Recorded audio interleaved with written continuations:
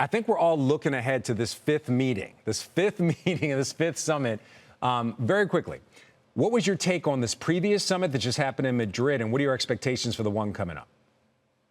Well, honestly, Frank, I think you hit on this a little bit. We have been now after the Madrid round, 4 rounds in, and still we've only been talking about sort of tactical short-term issues. None of these dialogues have yet to address the underlying issues that animate the relationship. So I would hope that for round 5, we would start to really unpack some of these issues. But so far, Frank, it's just been sort of deal by deal, tactical, transactional style discussions. And that's really not going to move the ball long term in the U.S. China relationship. All right. The fact that we're getting at least potentially close to President Trump and President Xi actually meeting face to face to discuss these issues, what should that signal to investors? Should that signal that we're going to reach a final tariff deal? Should that signal that the rare earth supply is going to be at least stable, if not increase? What things does that potentially at least signal? Well, I certainly think we're seeing stability in the relationship through these dialogues. I don't know that I can go much beyond that, Frank, because I don't know that we're going to have one big, beautiful deal, if you will, between the U.S. and China when Trump and Xi meets. But again, stability in this relationship is valuable, but it doesn't solve any of the long-term challenges that we've been talking about for many, many years here on the network.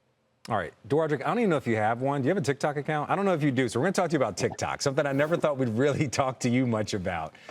You actually have some concerns about this deal with the U.S. to bring a U.S. version of TikTok to people. And you're saying there's national security concerns, and the fact that Treasury is negotiating this deal may be a national security concern.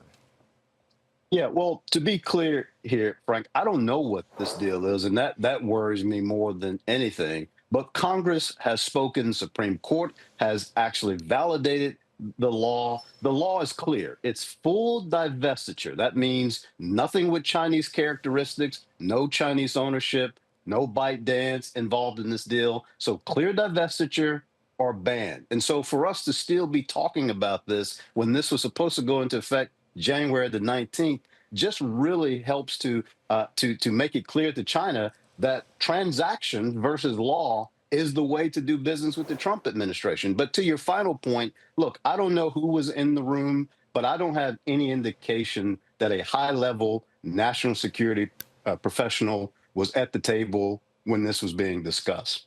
You know, and that's a problem because this is a national security issue. Well, you're hitting on it. I've talked to a lot of people who are in the tech world, and there's many people who I think are pretty knowledgeable that think that TikTok is a way for the Chinese government to gather information about Americans and maybe even spread things like, I guess you would call it propaganda into the U.S. society.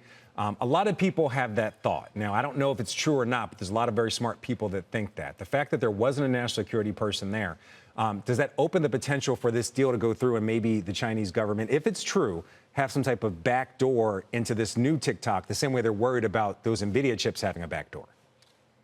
Again, everything is possible when we have no idea what the deal is, what the trade-offs are, what the machinations are. And again, Frank, I want to be very clear here. All of those things, whether true or not, and I think most national security professionals will validate that they are true, it doesn't matter because there's a law, and we have to try to abide by the law. The Chinese statement was very clear. They're going to do nothing on TikTok that contravenes Chinese law. And I hope that our officials would do the same with respect to U.S. law.